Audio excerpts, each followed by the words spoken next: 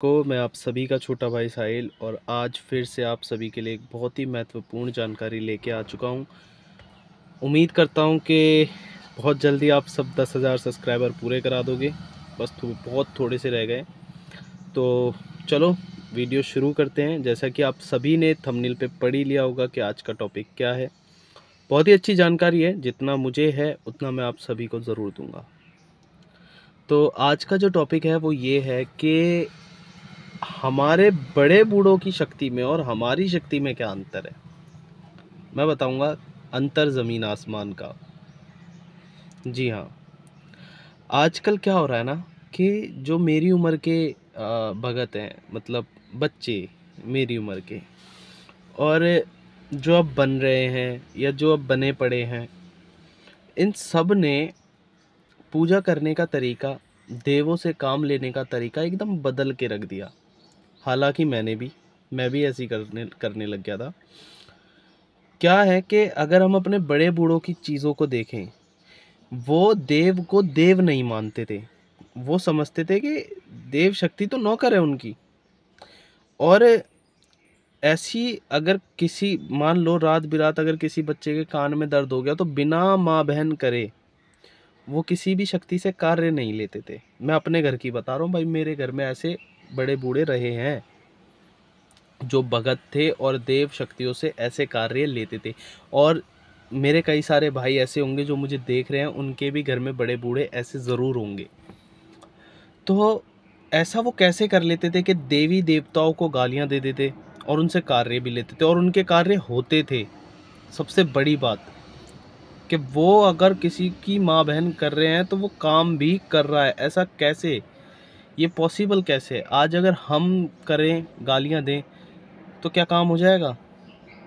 नहीं। क्यों? क्योंकि हम लोगों ने कई सारी चीज़ों को यहाँ नहीं, यहाँ से भी ऊपर बैठा दिया। जो हमारे बड़े बूढ़े थे ना, वो वचन के हारी नहीं होते थे। उन्होंने अगर कह दी कि भाई मैं ये काम तेरा ऐसे करूँगा, तो वो करते थे। और इसी के ज़ोर पे वो उन चीज़ों से कार्य भी लेते थे। अगर वो चीज़ें कार्य नहीं करती थी तो वो उनकी माँ बहन भी कर देते थे और वो इस चीज़ के हकदार थे और ये चीज़ उन्हें अच्छे से पता थी। आज हम लोगों के दिमाग में क्या बैठा दिया गया कि ऐसे नहीं करना, वैसे नहीं करना, ये नहीं करना, वो नहीं करना। ऐसा नहीं है। देखो, मैं ये नहीं कह रहा कि आप गाली दो, मैं ये बिल्कुल नहीं कह रहा किसी को कि आप गाली दो, पर जिस तरीके से आज आप लोग शक्तियों को पूज रहे हो, उस तरीके को छोड़ के अपने बड़े बूढ़े के तरीके अपनाओ। आपको भाई देखो, गुरु की ज़रूरत तो सबको पड़ती है, जादू के लिए नहीं तो नाम के लिए सही, गुरु की ज़रूरत तो पड़ेगी। आपको अगर अपनी जादू में चमक चाहिए, आपको अपनी अगर जादू में अंतर चाहिए, आपको चाहिए कि जैसे आपके दादा अगर कहीं पत्थर भी उठा के मार देते तो वो भी काम करता था, ऐसी जादू अगर आपको चाहिए तो आपको उसके लिए अपने दादा जैसे कार्य भी करने पड़ेंगे। आपके या मेरे, हम सबके दादा परदादा क्या करते थे ऐसा? देखो, सबसे पहली चीज़, वो ब्रह्मचर्य का पालन भी करके चलते थे, जो आज के समय में आप लोग बहुत कम करते हो। इसलिए उनकी जादू और आपकी जादू में बहुत फ़र्क आ जाता है। ठीक है। दूसरी चीज़ कि वो अगर किसी चीज़ को पूज रहे हैं तो उसके नाम का वो जाप भी किया करते थे। आपने देखा होगा, कई मेरे जो बड़े बूढ़े थे वो ऐसे थे कि खाद डाल ली, जब हमने उन्हें देखा तो वो 100 साल के करीब के थे। जब हमें मतलब होश था तो वो 100 साल के करीब थे और वो कहीं भी खाद डाल लेते, खाद डाल के बस गुनगुनाते रहते, दोहे गाते, छंद गाते। यानी देखो, उन बड़े बूढ़ों का तरीका, वो मतलब इस एज पे भी आके वो शक्ति को भूल नहीं रहे, उस शक्ति के दोहे गा रहे हैं। ऐसे मैं उनके तरीका बताता हूँ गाने का। जैसे वो खाट डाल के बैठ जाते थे, अरे गाल गा दूंगा बिगड़ी रे मेरा करम बिगड़ी, ऐसे करके वो मतलब गुनगुनाते रहते थे। मुझे आज भी याद है उनके तरीके। तो ये क्या दिखाती है चीज़ कि वो इस एज पे आकर भी उस कालका को नहीं भूले जिससे वो कार्य लिया करते थे। आजकल के भगत क्या हैं कि जब भक्ताई की बात हो रही है सिर्फ तभी वो माता को याद कर रहे हैं, वरना अरे यार ऐसी बातें मत करा करो यार, ठीक नहीं होता, ये नहीं होता, वो नहीं होता। भाई देखो, इनका कोई समय नहीं है इन्हें पूजने का।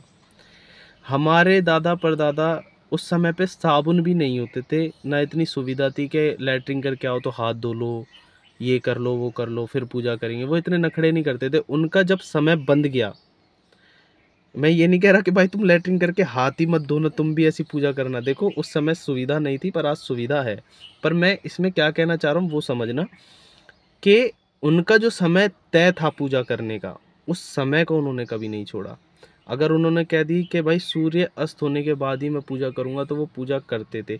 आप लोग भी ये बात याद रखो। देखो, मन साफ होना चाहिए आदमी का, शरीर साफ हो ना हो, क्योंकि शरीर तो एक लिबास है, ठीक है, जिसे आप सब धारण करे बैठे हो। अगर मन साफ है ना, और सच्चे मन से अगर आप जोत जलाने बैठ गए, आपको कुछ नहीं करना, थोड़ा सा पानी लेना, जय हो गंगा माई की, बस ऐसे सर पे डाल लो, ठीक है भाई, मन साफ है ना। मैं अपनी इच्छा से जा रहा हूँ, मेरे को ये काम करना है, तभी तो चमक आएगी जादू में।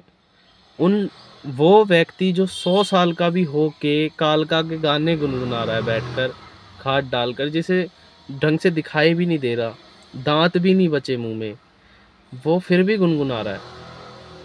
आप लोग ऐसे हो कि बस जब भक्ताई हो रही है तभी याद कर रहे हो, तो चमक कहाँ से आएगी? ऐसे नहीं आती,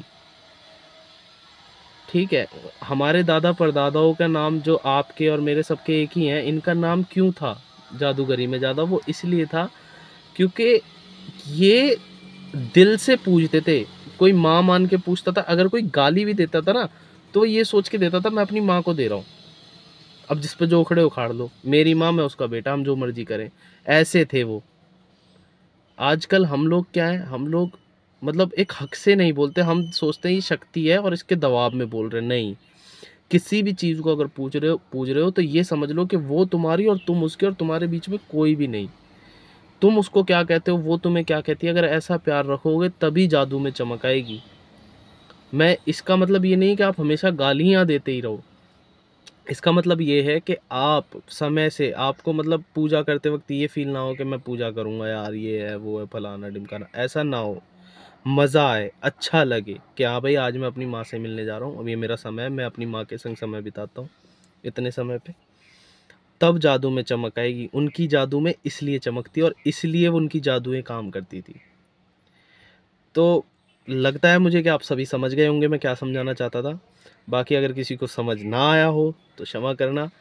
बाकी जय श्री राम, जय माता खादराबाद कालका, जय बाबा वीर बुलाकी। और हाँ, मैं यहाँ पर अगली वीडियो का जिक्र कर जाता हूँ कि अगली वीडियो किस चीज़ के ऊपर है। अगली वीडियो इस चीज़ के ऊपर होगी कि सामने वाले की बुज्झा दे रहे हो आप, आपके सामने कोई बैठा है, आप उसकी बुज्झा दे रहे हो, और कोई और दूसरा बंदा भी उसकी बुज्झा दे रहा है, पर आपकी शक्ति जो बुज्झा दे रही है वो उस महफिल के आगे झूठी हो गई और दूसरे की सच्ची हो गई। ऐसा क्यों? इस चीज़ के ऊपर बहुत ही अच्छी चर्चा करूँगा, बहुत ही अच्छी बात, और आपको एक ऐसी चीज़ बताऊँगा जिसकी वजह से ये सारी चीज़ें घटती हैं, होती हैं, और आप होगा कि आप उन सब चीज़ों को सुधारें और आपके जीवन में, आपकी भक्ताई क्षेत्र के अंदर वो चीज़ें अच्छे से कार्य करने लगें। बाकी थैंक यू फॉर वॉचिंग। जय श्री राम।